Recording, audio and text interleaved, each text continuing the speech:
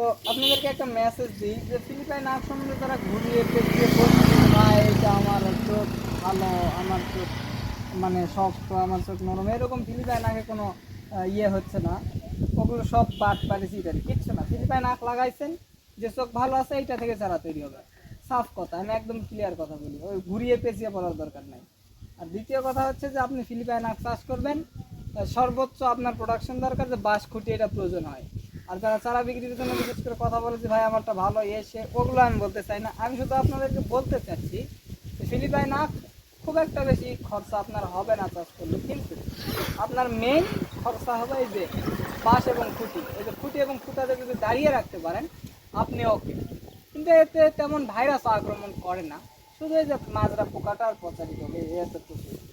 তো আপনি পুরা জমিতে দেখতেছেন একটা আখেও আমাদের এই যে ভিঙ্গার বা পোকা ধরা এরকম কিছু নাই। প্রত্যেকটা আখ অনেক সুন্দর এবং লম্বা হয়েছে প্রায় 14 ফিট। মুখের কথা না, এটা যদি ম্যাপ দিয়ে আপনাকে দেখাতে পাই যে 14 ফিটই হয়েছে।